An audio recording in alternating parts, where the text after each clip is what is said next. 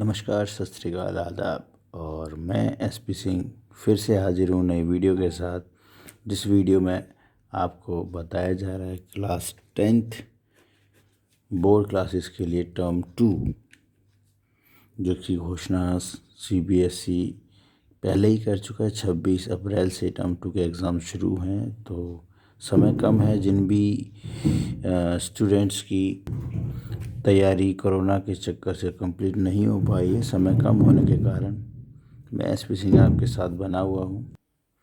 नमस्कार, सत श्री अकाल, आदाब मेरे प्यारे साथियों। आप सबका स्वागत है हमारे YouTube channel learn with SP Singh में, जिसमें मैं आज की वीडियो में पेश कर रहा हूँ class 10th term 2 session 2021 to 22, जिसमें लक्ष्य का बड़ा है लेकिन समय कम है। तो समय कम लक्ष्य बड़ा, इसके लिए मैं लेकर आया हूँ आपके लिए मात्र 35 क्वेश्चन। कोरोना के चलते जिस भी कैंडिडेट की, जिस भी प्रत्याशी की, या यूँ कहें किसी भी स्टूडेंट की तैयारी पूरी नहीं हो पाई है, तो उन सब के लिए ये वीडियो काफ़ी ज़्यादा किफ़ायती है। कम समय में आप अच्छे से स्मार्टली वर्क करके किस तरीके से ज़्यादा से ज़्यादा नंबर ले सकते हैं। तो आइए देखते हैं। क्योंकि आपका 40 नंबर का एग्ज़ाम होना है, 10 नंबर आपके इंटरनल हैं, तो ये 35 क्वेश्चन आपको डेफिनेटली 35 मार्क्स दिलाने में सहयोगी सिद्ध होंगे, रामबाण सिद्ध होंगे। तो अंत तक बने रहिए मेरे साथ। 40 मार्क्स में से 35 मार्क्स आप ज़रूर कर सकते हैं। बस सारे क्वेश्चंस को ध्यान से सुनिए, तैयारी कीजिए, और कोई भी डाउट हो तो मुझसे पूछिए, तो मैं आपका डाउट क्लियर करने की पूरी कोशिश करूँगा। तो आइए बढ़ते हैं। हमारा, जैसे कि आप सभी जानते हैं, हिस्ट्री में 4 बुक हैं, 4 एसएसटी में 4 बुक हैं, जिसमें हिस्ट्री का हर एक प्रत्येक बुक 10-10 नंबर की है। First we have history, and this history book having 10 marks score, and very important for you, that is only one chapter in history you will get 10 marks। तो ये बहुत ही एक आसान सा टास्क है आपके सामने कि आप एक चैप्टर पढ़ के जो है कुल मिलाकर के आप 10 मार्क्स ले सकते हैं सिर्फ एक चैप्टर से। यानी कि 25% एक चैप्टर दे के जा रहा है आपको। तो इसके लिए कुछ क्वेश्चंस मैंने अपने एक्सपीरियंस से प्रीवियस क्वेश्चन पेपर को रीड आउट करके कुछ क्वेश्चंस निकाले हैं। So it is very important.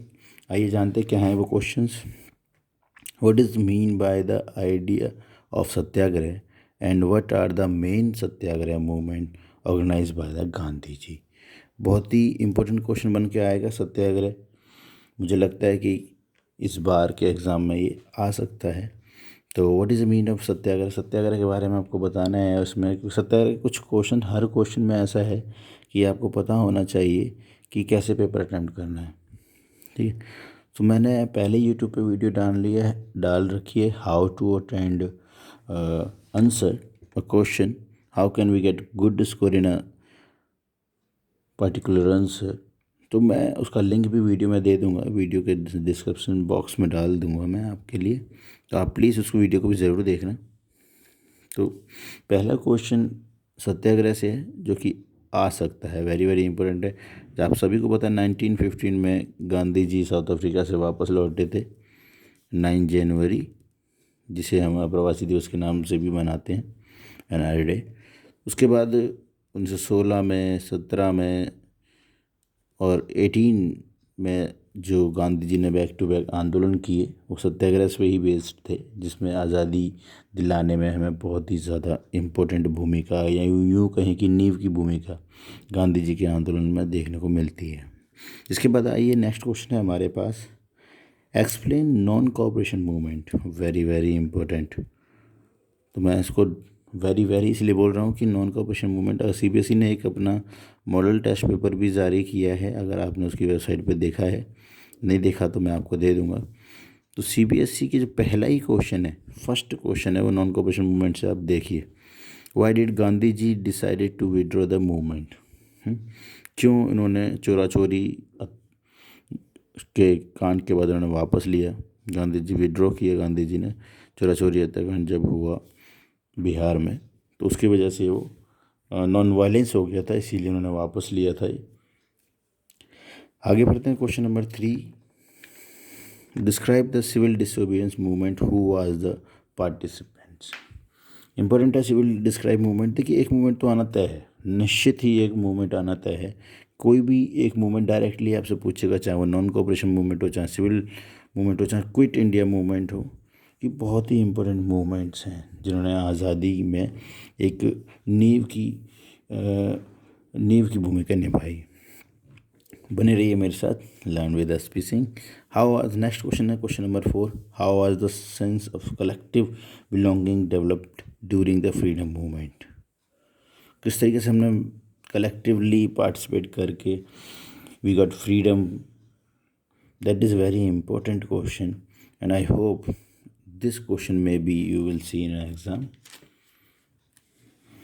After that we have a very important chronology year questions, so you can see on your screen 1909, 1905, 1909, before that 1885. Do you know the very important date?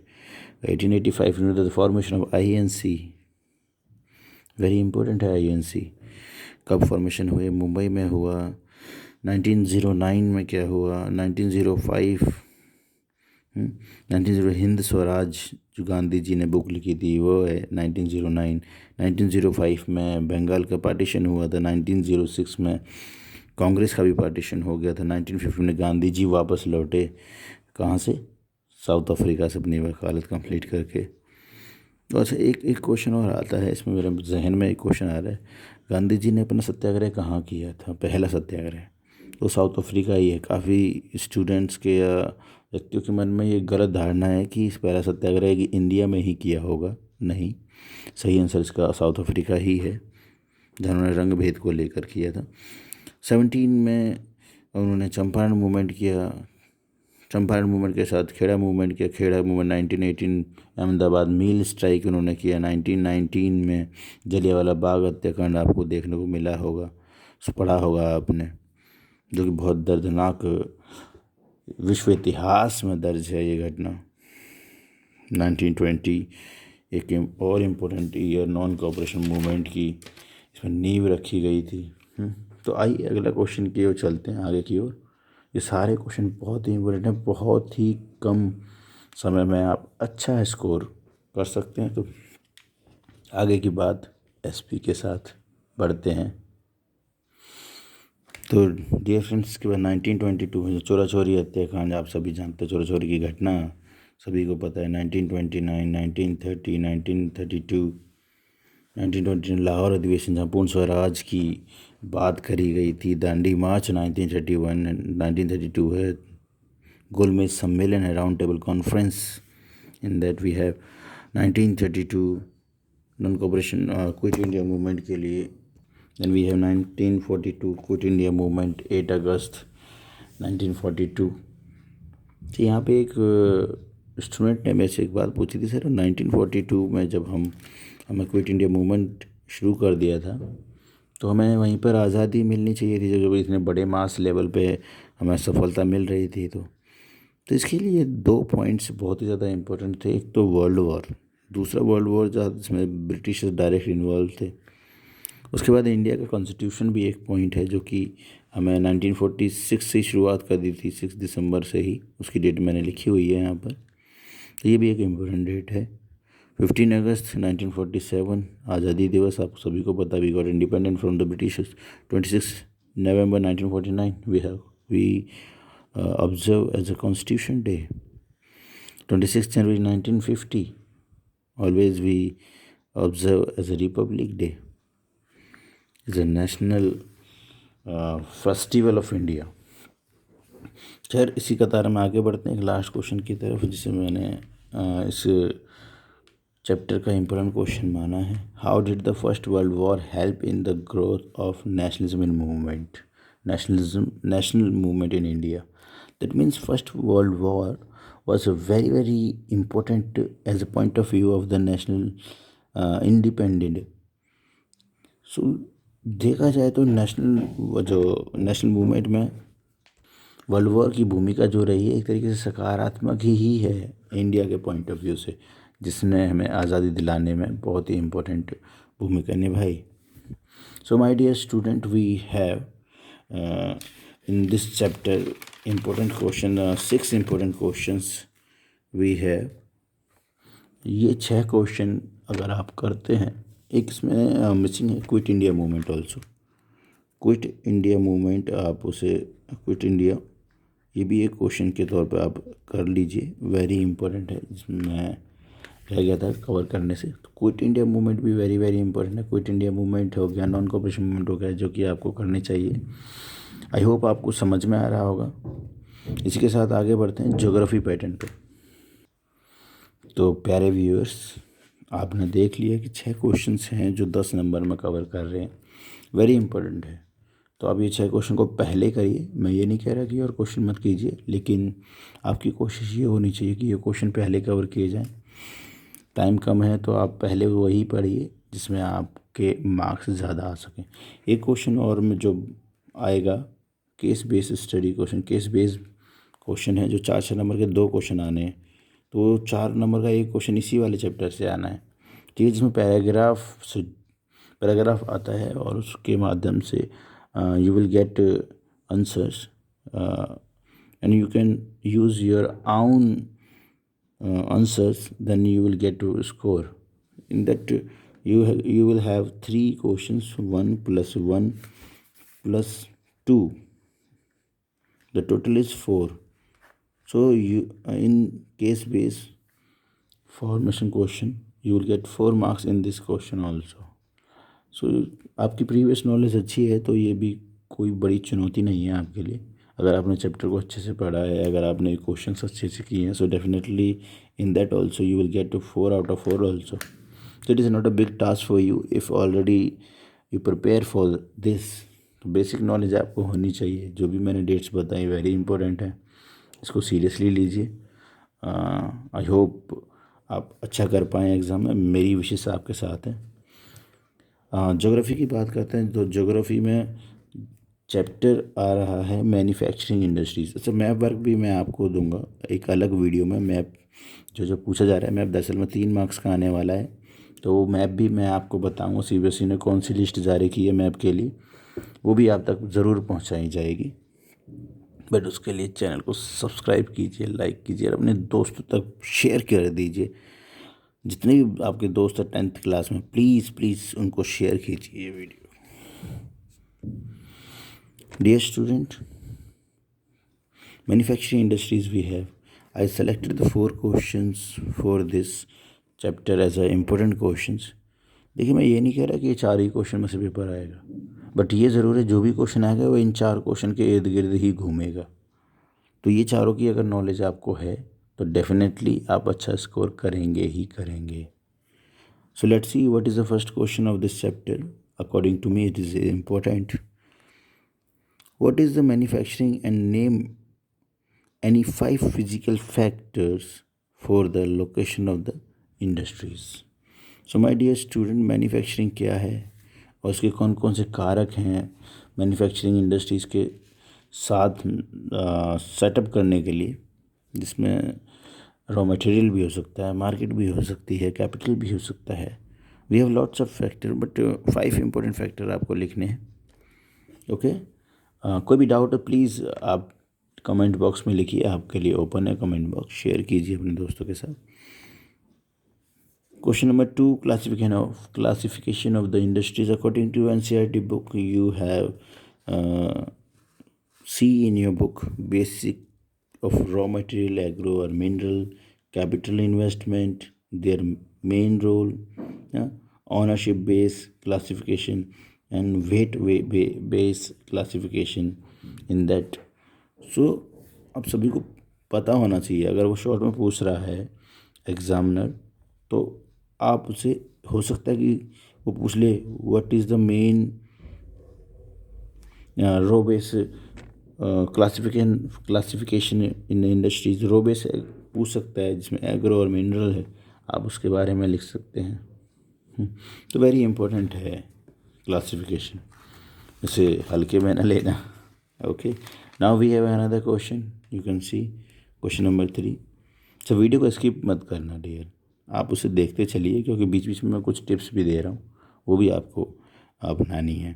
How do judicially industries unit cause air pollution, how we can solve it. मतलब industry की वजह से क्या air pollution बढ़ रहा है? Definitely बढ़ रहा है, आपको पता है कैसे बढ़ रहा है। How can we solve the problem, आप देख पाएंगे। अच्छा, एक फैक्ट आपको बताता हूँ, एक जनरल फैक्ट और इम्पोर्टेंट फैक्ट। अभी आपने नोटिस किया होगा कोविड पीरियड में, नोटिस किया, ये बहुत बड़ी बड़ी वेबसाइट्स पर आपने को देखने को मिला होगा, न्यूज़ में भी देखने को मिला होगा, इंडस्ट्रीज़ के बंद होने पे, कोविड-19 में इंडस्ट्रीज़ को बंद होने के दौरान कुछ समय तो बंद रही, उसमें आपने देखा एनवायरनमेंट हमारा क्लीन रहा। इसमें एक यमुना भी एक इम्पोर्टेंट रिवर है।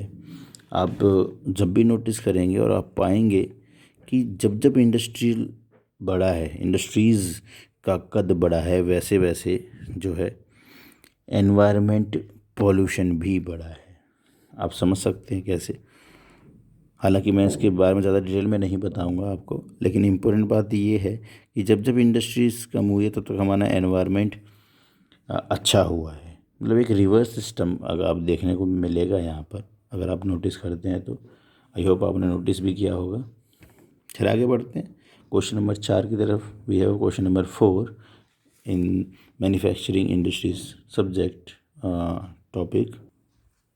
Question number 4. Describe the important. We have question number 4. Describe the importance of the cotton textile industry in the Indian economy. And what are the major problem faced by the cotton textile. Cotton textile अपने आप में एक बहुत महत्वपूर्ण question है। Textile की जब हम बात करते हैं तो कॉटन अपने आप में ही सर्वोपरि आ जाता है कहीं ना कहीं। तो कॉटन से भी एक क्वेश्चन बनता है इंडस्ट्रीज़ वाले चैप्टर से, इसको भी अच्छे से करके जाइए आप एग्ज़ाम में। अगर आपको आंसर चाहिए तो प्लीज़ कमेंट करिए मुझे, मैं आंसर भी उपलब्ध कराऊंगा आपके लिए।